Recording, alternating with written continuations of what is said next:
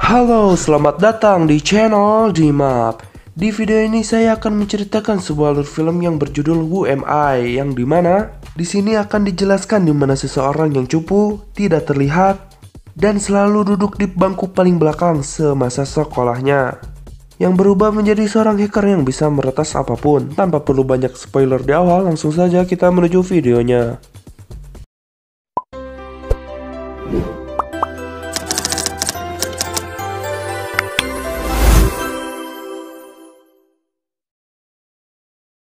Di awal film diperlihatkan seseorang yang bernama Benjamin dan dia adalah peran utama di film ini, dan dia sedang diinterogasi oleh mereka dan berkata, siapa itu Friends? Siapa mereka? Siapa Benjamin? Dan siapa saya? Nggak usah sih ya.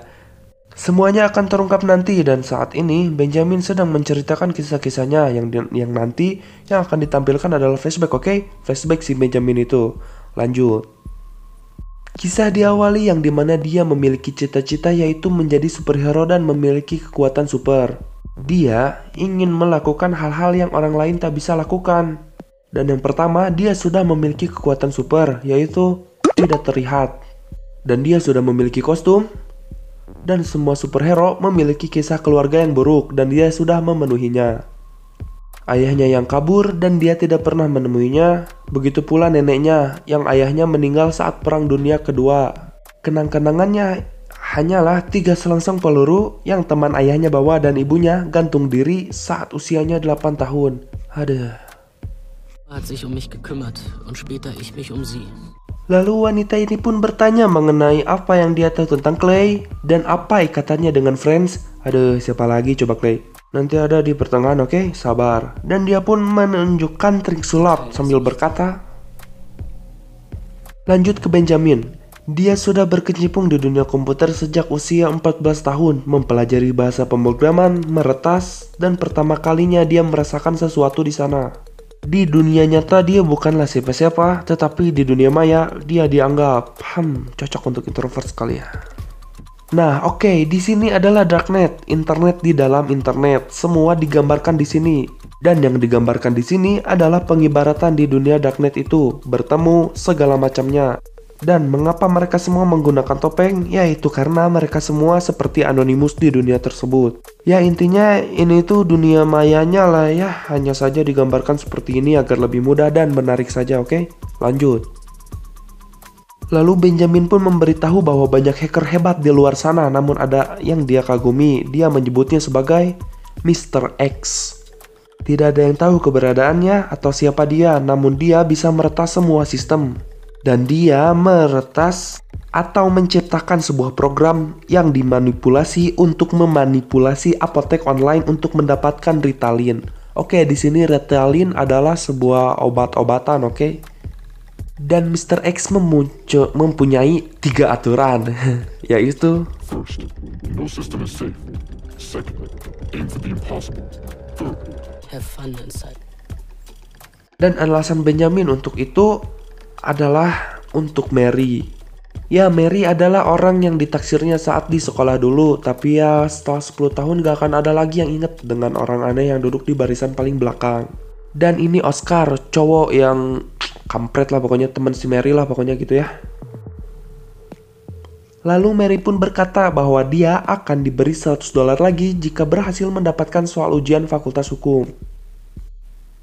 Saat malam tiba, dia pun berpikir bahwa dia ingin menjadi superhero untuk si Mary dan menghayal.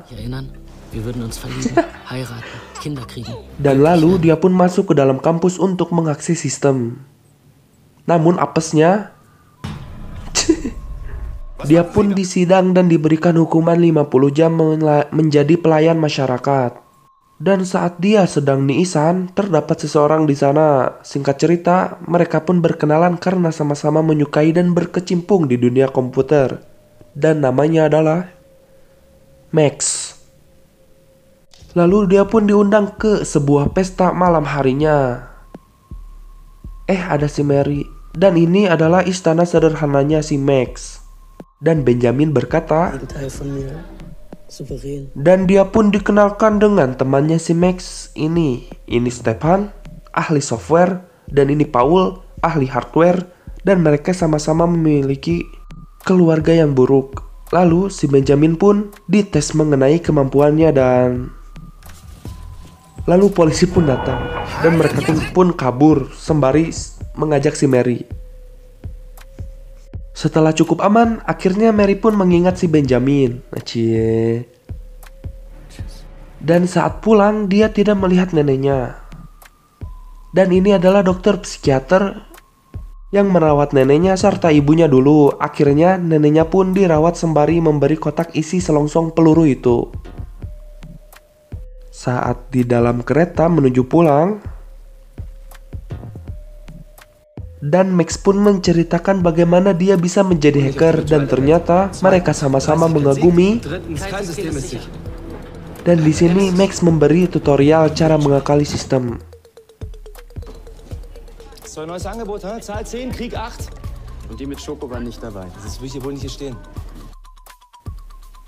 Lu mengajaknya untuk melakukan aksi malam itu. Dan sampailah di sebuah parkiran. Dan dia pun memberi kunci mobilnya kepada Stefan. Karena akan nyambung nantinya, jadi gua kasih tahu ya walaupun hal simpel kayak gini, oke? Sampailah dia di sebuah pameran atau kampanye ya mungkin. Dan di sini mereka berniat untuk meretasnya. Paul bertugas sebagai pembuat koneksi, Stefan memasang kamera, dan Benjamin sebagai yang tak terlihat. Dan menyambungkan laptop itu dengan jaringan buatan si Paul. Dan Benjamin pun kabur dan kembali ke van itu. Dan dimulailah peretasan itu.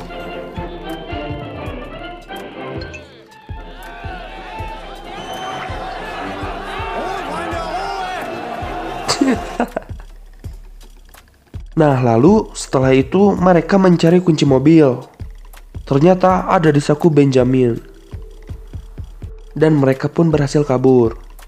Dan itu adalah aksi pertama mereka dan itu awal dari sesuatu yang hebat.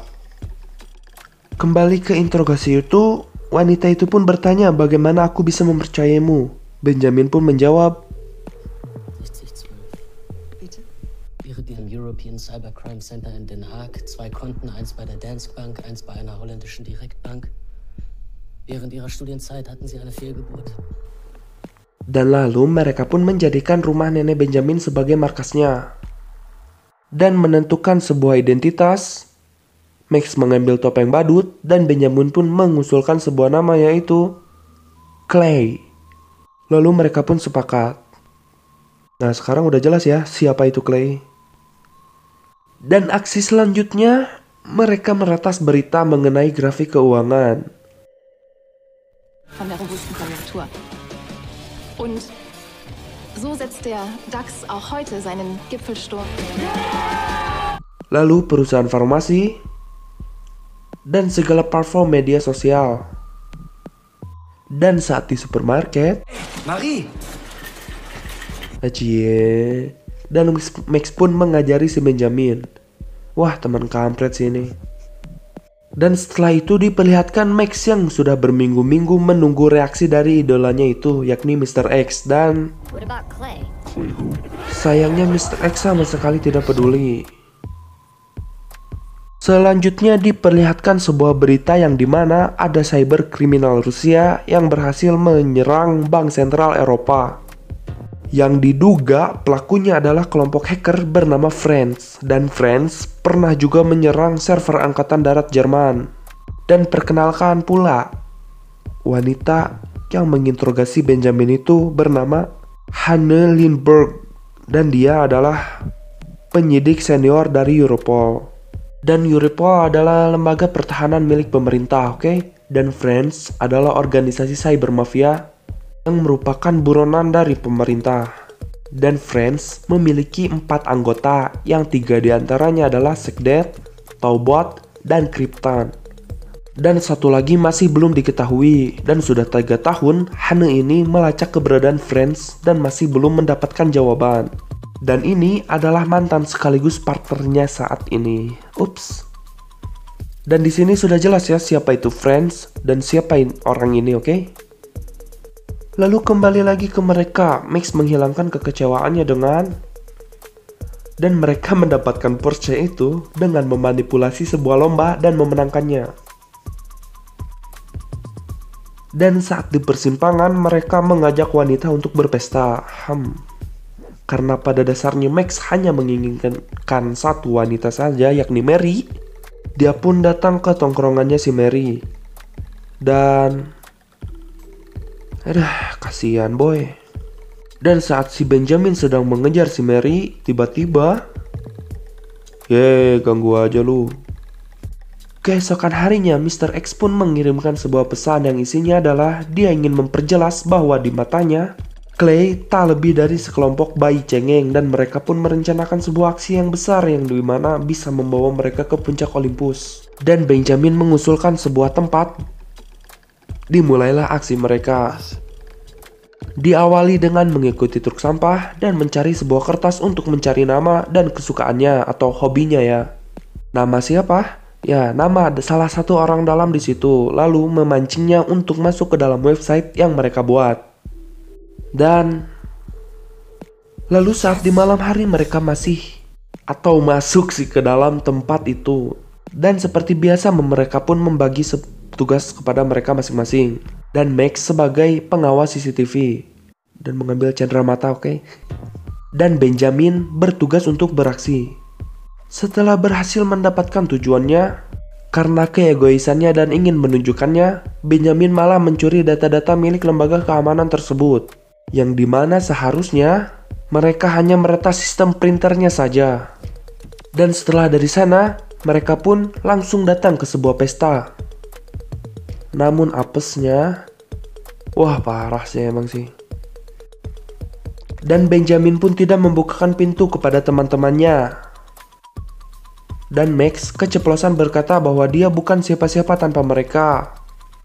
Dan karena kesal dan ingin membuktikan kemampuannya, dia pun khilaf dan memberikan sebuah data yang berhasil dia curi itu kepada Mr. X.